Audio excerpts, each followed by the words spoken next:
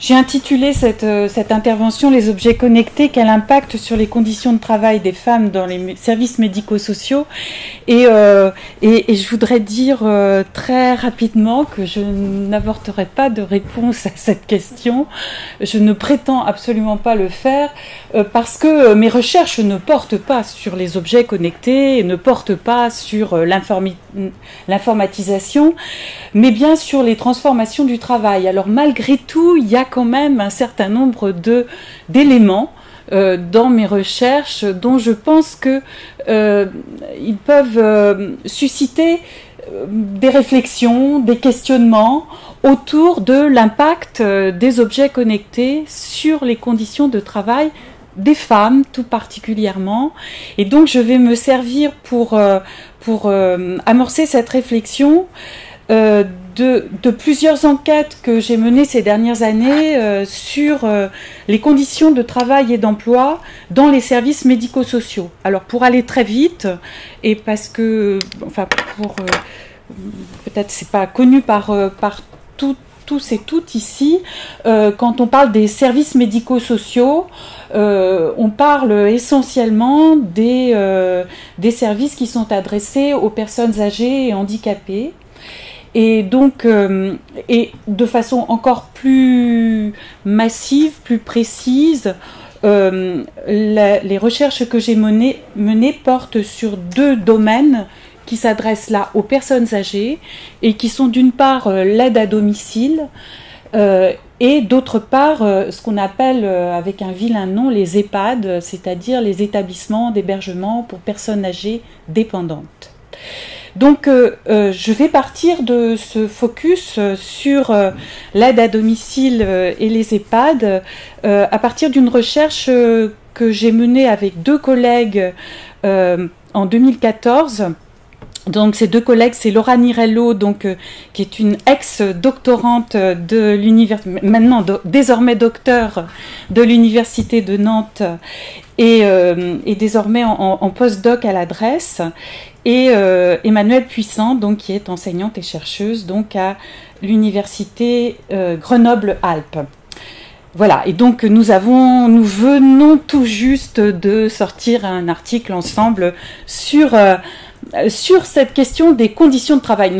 Notre problématique ne portait pas, j'insiste là-dessus parce que c'est quand même vraiment très important, je ne vais pas dire des choses définitives sur l'impact des objets connectés sur les conditions de travail, j'en suis strictement incapable, juste essayer de soulever des questions qui me paraissent quand même peut-être intéressantes. Donc voilà, si ce sont des choses qui vous intéressent, j'ai mis les références de l'article. Alors, commençons par les constats. Le secteur médico-social et tout particulièrement les deux domaines que nous avons, sur lesquels nous nous sommes penchés, l'aide à domicile d'une part et puis les établissements d'hébergement pour personnes âgées dépendantes, c'est un secteur d'activité et d'emploi qui est extrêmement féminisé. On peut dire que du côté de l'aide à domicile, c'est pratiquement 98% des employés et des salariés qui travaillent dans ce domaine qui sont des femmes. Et dans les EHPAD, c'est à peu près 80% de femmes donc, qui travaillent dans les EHPAD. Donc c'est vraiment très, très féminisé. Bon, ça on le sait, on n'a rien inventé là. Et on sait aussi, là aussi nos recherches ne font que confirmer des choses que l'on connaît maintenant assez bien. Ce sont aussi des secteurs d'emploi extrêmement précaires. Alors il faut bien s'entendre sur le terme précaire. Précaire, ça ne veut pas dire qu'on peut être jeté à la porte du jour au lendemain. En général, ça ne se fait pas comme ça parce qu'on a beaucoup besoin de vous comme salariés dans ces emplois-là. Mais ça veut dire, donc c'est en général des contrats à durée indéterminée, des CDI, pas de problème de ce côté-là. Mais ce sont des emplois où le niveau de qualification reconnu est très bas. On peut dire que c'est à peine le niveau CAP, BEP le plus souvent. Ce sont ensuite des emplois où le temps partiel est massif. C'est à peu près les 3/4 des emplois qui sont à temps partiel. Mais surtout, le point sur lequel je voudrais insister, c'est que ces emplois à temps partiel ne sont pas des emplois où l'on peut vaquer une partie de la journée, parce que les horaires de ces emplois sont extrêmement fragmentés, et ça veut donc dire qu'on a des amplitudes de travail dans la journée qui peuvent aller de 7 heures le matin à 19 heures le soir, de façon assez courante. Donc ça me paraît aussi être un point important.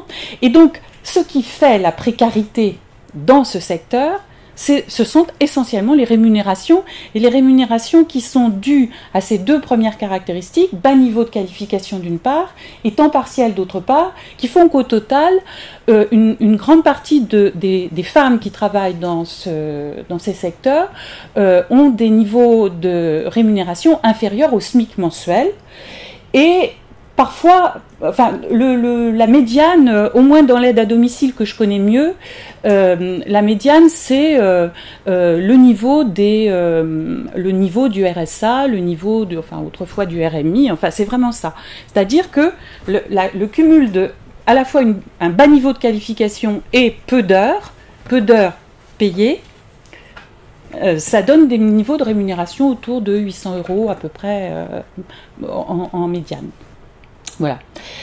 Bon, donc ça, c'est vraiment un constat qu'on connaît, rien de bien nouveau. Alors, ce qui est un peu plus nouveau, peut-être, dans nos recherches donc, de ces dernières années, c'est qu'on constate dans ces secteurs, dans ce secteur médico-social, à la fois dans les EHPAD qui ont beaucoup défrayé la chronique ces derniers mois. Je pense que vous avez vu des choses dans la presse sur les grèves qui ont eu lieu dans un certain nombre de maisons de retraite, comme on dit plus couramment, voilà.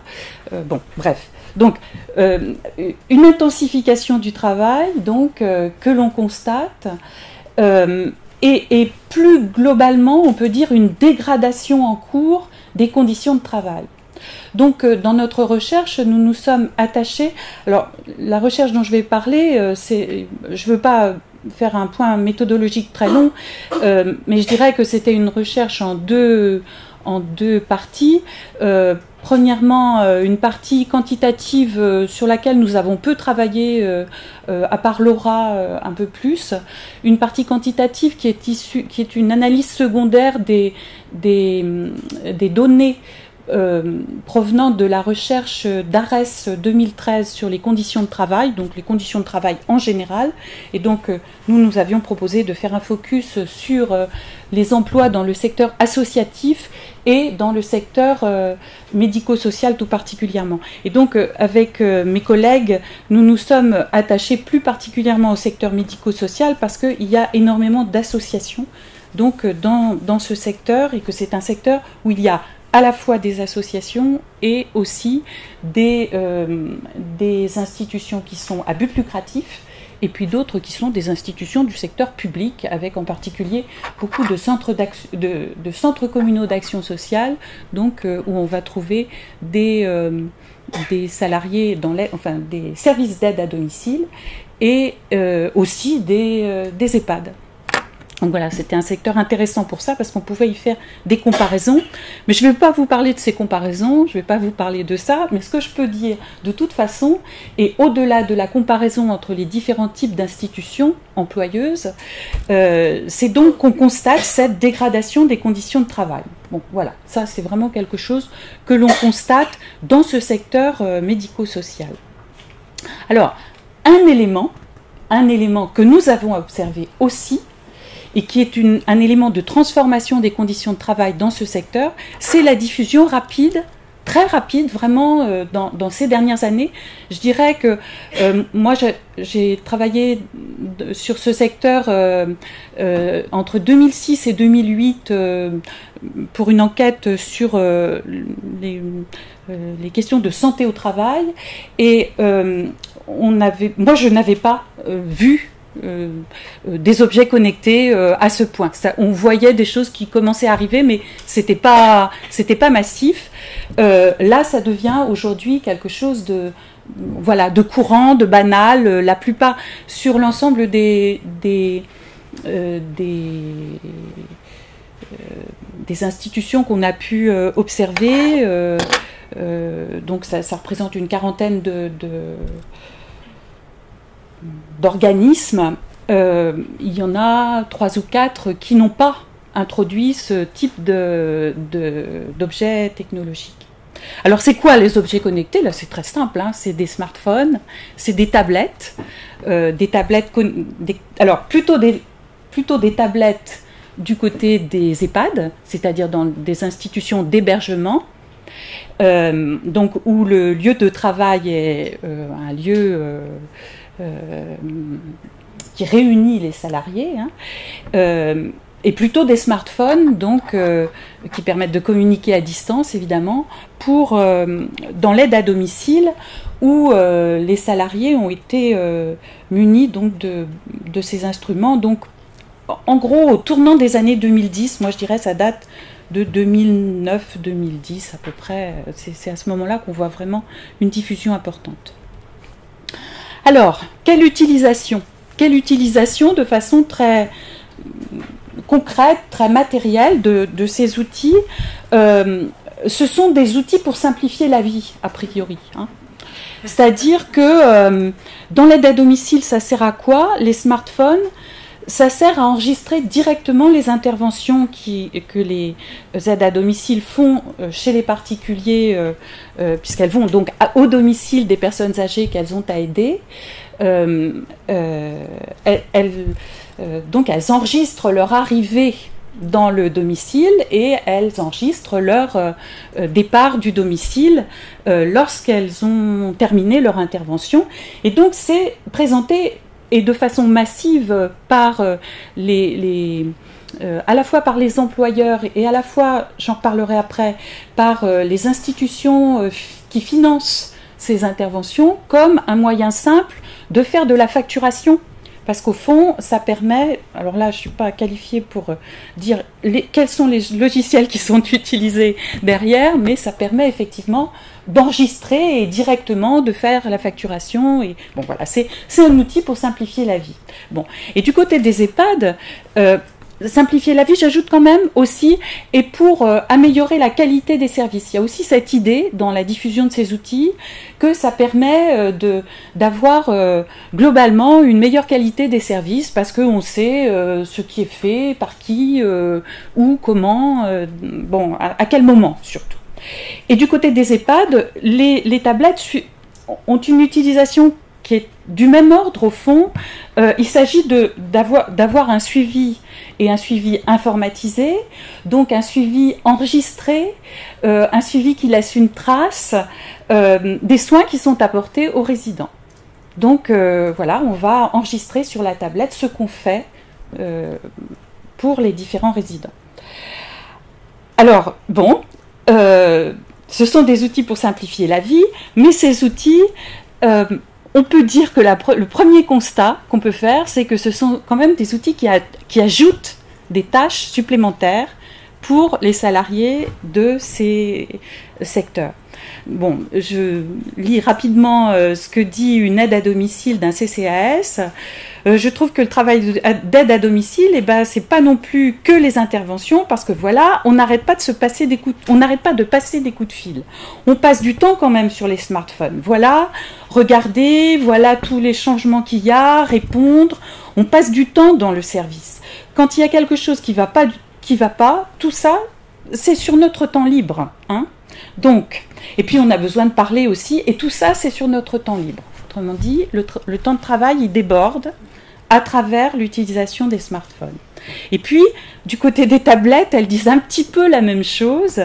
Là, c'est un homme, aide-soignant, en EHPAD, qui dit à 20h, on est sur nos tablettes, donc on descend, il est 20h15 bien tassé pour voir les filles de nuit, donc c'est l'équipe de nuit qui arrive. Souvent, on part à 25h30, avant c'était 20h15, quoi. Mais maintenant, avec les tablettes et tout, à tout noter, on perd quand même un bon quart d'heure le soir à faire ça. Voilà. Et donc, je crois qu'on peut dire que ces instruments induisent des changements qui sont importants dans l'organisation du travail. Alors, du côté de l'aide à domicile, il y a 2 éléments très forts qu'on peut relever. C'est, d'une part, les changements de planning qui vont se faire via l'utilisation des smartphones. Une aide à domicile qui dit à tout moment, avant de partir, le planning peut changer puisqu'on le reçoit sur le smartphone.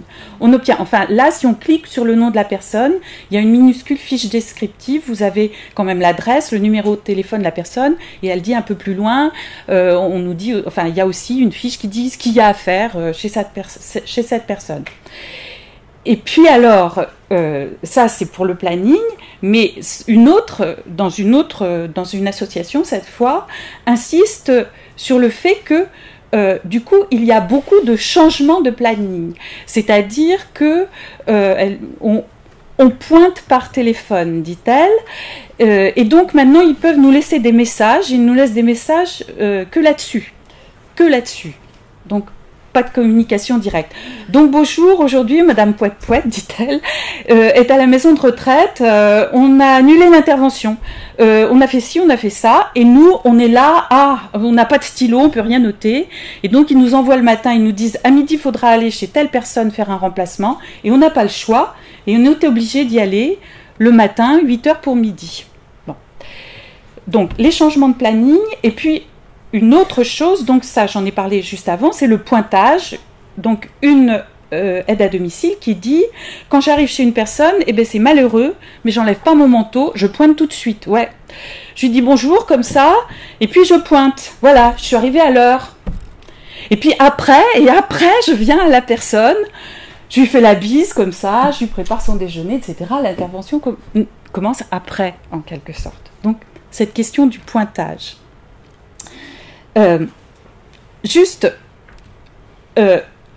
Ce que ça implique, ce sont des conséquences importantes sur la définition du travail.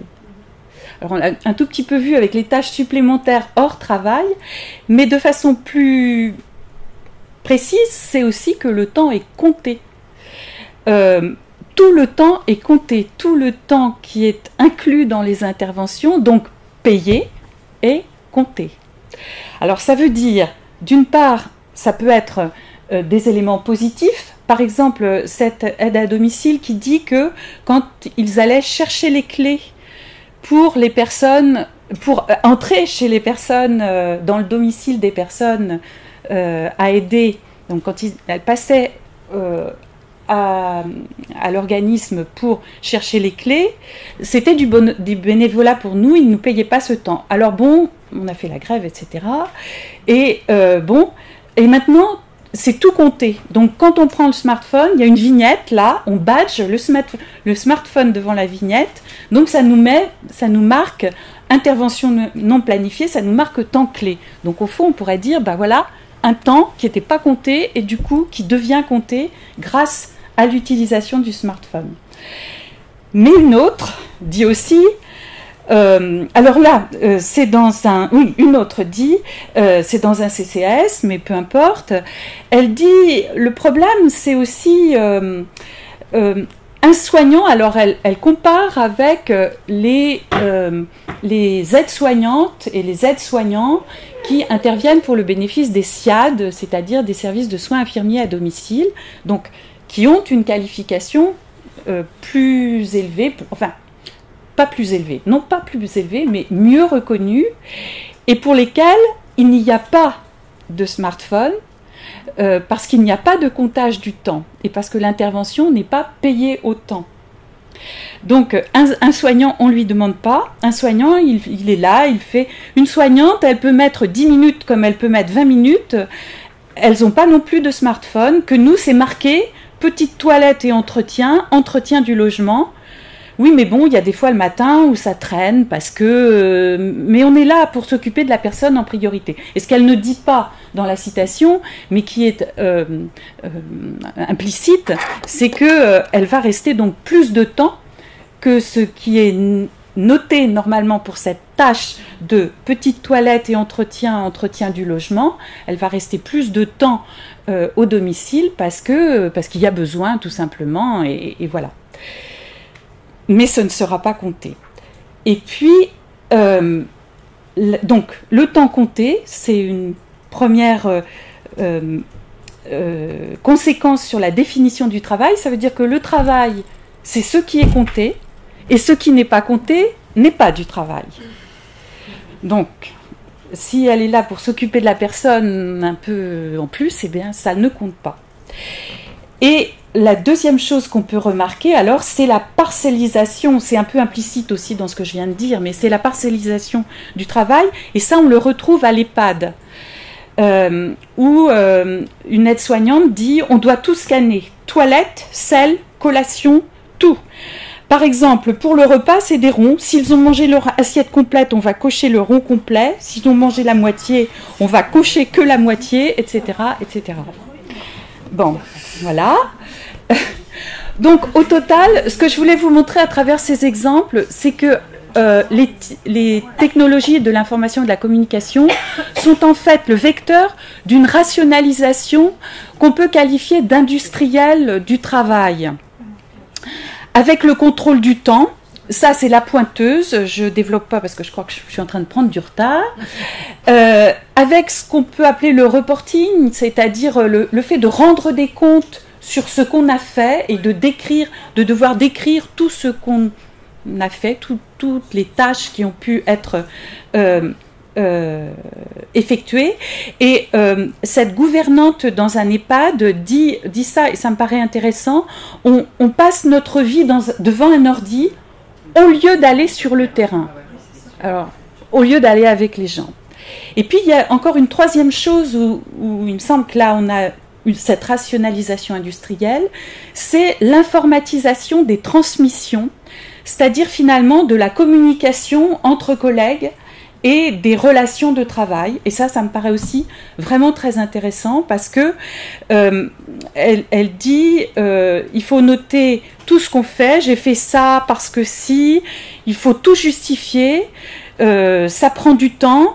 Et normalement, on finit à 20h15 parce qu'on doit voir le personnel de nuit pour faire les transmissions. Non, c'est encore l'aide-soignant là qui parle. Et ce qu'il dit un peu plus loin dans le discours, mais je n'ai pas repris, c'est que du coup, bien, on échange moins entre collègues parce qu'il y a cette transmission informatisée. Donc, il me semble que... Alors, les propositions que je vais faire maintenant, je les fais en marchant sur des œufs parce que j'ai peu de matériaux empiriques à me mettre sous la dent, mais en même temps, je pense que ce sont des choses qui sont assez communes et l'ensemble des observations qu'on a pu faire par ailleurs montrent qu'on a quand même des choses assez communes qui se produisent. Et moi, je pense qu'on peut aller jusqu'à dire qu'on a là une transformation de ce que j'appellerais, avec plein de guillemets, un travail de femme. C'est-à-dire un travail qui est effectué de fait. Je dis évidemment pas qu'il s'agit naturellement d'un travail de femme, mais qui de fait est effectué par les femmes dans nos sociétés, dans nos cultures occidentales. Et c'est le travail de prendre soin, c'est le travail du care de façon générale. Et ce travail de femme, eh bien, il est transformé à travers ces technologies informatiques qui pourraient sembler de peu d'importance finalement. Je dirais à travers trois points. Et ça c'est vraiment quelque chose d'important. Ça je peux le montrer vraiment. J'ai suffisamment de matériaux pour le montrer. Il y a une éviction du temps du prendre soin. Alors j'ai mis care entre guillemets parce que j'ai mis care entre parenthèses parce que j'emploie l'expression française. Je préfère ici l'expression française parce que c'est bien une partie du travail de care là dont je parle. C'est pas simplement prendre soin des gens comme ça, mais c'est vraiment une partie importante que les salariés jugent importante du travail de prendre soin parce qu'elles regardent la pointeuse, elles regardent l'heure et elles disent on a le temps de rien faire. Alors c'est pas qu'elles n'ont le temps de rien faire, mais elles précisent on n'a plus le temps de passer la main dans les cheveux à une dame, tu vois, lui prendre sa main, des trucs comme ça. Et moi, c'est ce qui me manque dans mon travail. C'est un point vraiment, je crois, important aussi. Je vais en reparler après, donc je ne développe pas là. Deuxième chose, c'est cette question de l'informatisation des transmissions. Parce que ce qu'on a pu observer, alors là je dirais c'est plus moi et dans des travaux antérieurs, en particulier sur les questions de santé au travail, on avait vu l'importance extrême de la communication et des relations entre collègues dans ces secteurs, et même et y compris dans l'aide à domicile, c'est-à-dire dans un milieu où le collectif de travail est complètement éclaté, puisqu'il n'y a pas de lieu de travail commun, puisque les aides à domicile travaillent chez les gens qu'elles aident à domicile. Donc, importance des transmissions, ben oui, parce que justement, c'est le moment où on peut échanger et où on peut partager un certain nombre de questions, j'ai mis très rapidement, de questions, de doutes, d'émotions aussi ressenties dans le travail. Et je pense que ce sont des choses qui sont importantes à signaler. Et donc, au total, c'est une dégradation des conditions. Alors, une dégradation, je dirais, subjective des conditions de travail, une dégradation des conditions de travail qui est difficile à mesurer, et on l'a bien vu dans l'enquête conditions de travail sur le plan quantitatif. On ne peut pas dire ça de façon aussi claire quand on regarde l'enquête et les résultats de l'enquête au niveau quantitatif, avec un questionnaire qui est pourtant un questionnaire très très détaillé, parce que c'est vraiment au niveau subjectif que l'on peut montrer ça, une dégradation des conditions de travail, je dirais à travers deux choses. Le stress, c'est-à-dire la question du temps de faire les choses, et je crains que les technologies de l'information et de la communication n'y soient un petit peu pour quelque chose, là, dans ce stress.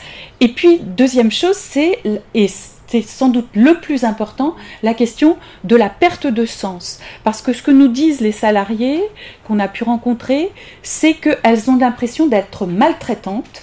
Et c'est le terme qu'elles emploient, et c'est important parce qu'au niveau sociétal, aujourd'hui, c'est une question qui est abondamment débattue, la maltraitance dans les maisons de retraite, etc., la maltraitance vis-à-vis des personnes âgées, c'est une question qui devient vraiment une question importante, et elles nous disent, on est obligé à la maltraitance, parce qu'on ne peut pas répondre aux sollicitations des personnes, etc. Je ne développe pas plus. Alors, est-ce que cette dégradation provient des objets connectés ? Je ferai une réponse de Normande, je ne suis pas normande, mais à mon avis, non, ça ne provient pas, enfin, ça passe par les objets connectés. Les objets connectés sont le vecteur de cette dégradation des conditions de travail. Mais ils n'en sont pas la cause, je dirais. La cause, elle est dans la manière dont sont utilisés, on pourrait même dire peut-être instrumentalisés, au sens de transformer en instruments, et en particulier en instruments de gestion, ces objets connectés. Deux choses. Ils représentent ce que j'appellerais une mise en disponibilité permanente, et je reprends cette expression, je n'ai pas mis la source, mais ce sont les collègues qui ont travaillé dans les années 80, c'est très vieux, très ancien ça, ce concept développé par Daniel Chabot, Dominique Fougerolas et Françoise Zontonax dans leur ouvrage « Espace et temps du travail domestique ». Oui, j'espère que c'est le titre exact, je ne sais plus, je ne l'ai plus en tête. Mais cette idée que les femmes sont dans les familles dans un état de disponibilité permanente. C'est-à-dire qu'au fond, qu'elles doivent être prêtes à répondre à toutes les sollicitations qui sont issues des personnes qui en ont besoin. Et au fond, on retrouve cette posture chez nos salariés, aussi bien dans les EHPAD que dans l'aide à domicile, parce qu'au fond, à tout moment, elles doivent être disponibles pour répondre, pour intervenir si quelqu'un en a besoin. Alors c'est sans doute particulièrement vrai ça dans l'aide à domicile avec les smartphones, et ce qu'on pourrait assimiler, si on regarde du côté du monde industriel, au juste à temps dans le monde industriel, hein, avec l'idée que c'est la demande qui commande la réalisation de la production. Bon, je ne développe pas, mais vous avez les citations, je crois qu'elles sont assez claires. Et du coup, on assiste véritablement à une intensification du travail. Ça me paraît vraiment important. Si on essaye d'analyser le travail qui est effectué, il est effectué aujourd'hui sur un mode taylorien, avec une division en tâches élémentaires. Et tout ce qui ne rentre pas dans ces tâches élémentaires est au fond exclu. Et tout ce qui ne rentre pas dans ces tâches élémentaires, eh bien, ce sont les tâches invisibles. Ce sont les tâches invisibles qui accompagnent le travail de façon générale, on pourrait dire. Mais sans doute, a fortiori, encore plus quand on est dans le domaine du care et qu'on a cette dimension... je crois quand même assez incontournable de l'échange interpersonnel, du souci d'autrui, de la relation inter-individuelle. Et ces tâches invisibles, du coup, elles sont exclues du temps passé, donc qui est ramassé autour des tâches visibles qui, elles, sont comptées. Ça revient à ce que je disais tout à l'heure. Et donc, ça veut dire aussi que la question de comment les salariés construisent le sens de leur travail, dont on sait, ça aussi, ce sont des résultats acquis aujourd'hui, à quel point c'est important en termes de santé au travail, le sens du travail, eh bien, elles ont une grande difficulté, du coup, à construire le sens de leur travail.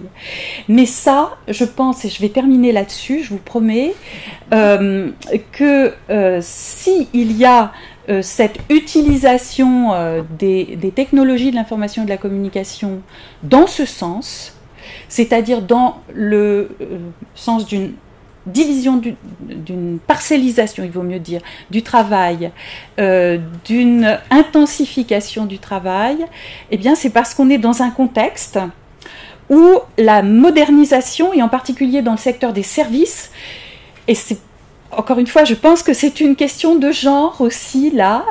La modernisation dans le secteur des services, elle est assimilée à une industrialisation qui permettrait l'augmentation de la productivité. Ça se voit très bien dans cet extrait du rapport Cahuc de Bonneuil de 2004, où les auteurs disent, donc le rapport Cahuc de Bonneuil, c'est un rapport qui a été fait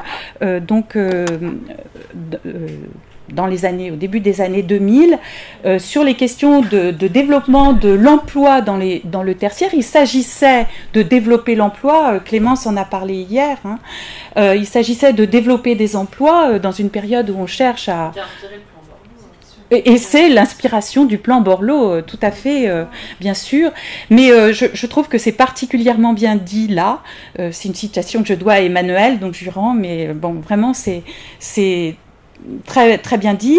Les auteurs disent non seulement l'informatisation doit rendre plus productifs les secteurs existants, mais aussi industrialiser et faire se développer en services de masse. L'expression est importante. Ces nouveaux services aux particuliers. Alors là, on parle plus particulièrement des services à domicile, il est vrai, mais je crois que la problématique, on peut dire qu'elle est la même dans les services médico-sociaux en hébergement. Ce que n'avait pas pu faire la mécanisation. Voilà, c'est vraiment l'informatisation qui permet ça. Le mécanisme est tout à fait similaire à celui qui a fonctionné pour les ouvriers, qui faisait fonctionner les machines issues de la mécanisation. Il devrait donc être possible de créer beaucoup d'emplois peu qualifiés. Je n'ai pas souligné, mais peu qualifiés, on le voit, bon, voilà, ce sont des emplois de femmes, ils sont peu qualifiés, parce qu'il n'y a pas besoin d'être qualifié pour s'occuper de personnes âgées, que ce soit à domicile ou en EHPAD, sans avoir à les subventionner. Donc, en pouvant les rendre au marché. Je vais vite, je fais des raccourcis qu'il faudrait expliciter, mais bon.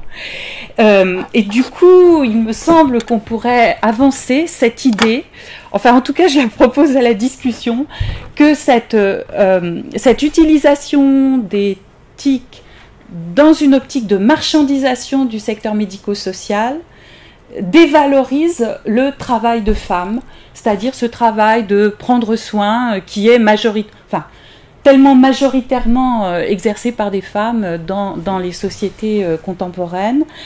Je pense qu'on assiste à une dévalorisation parce qu'on est aussi dans un contexte de maîtrise des budgets. Alors j'ai mis maîtrise parce que j'ai pas voulu mettre restriction des budgets publics à cause de Clémence.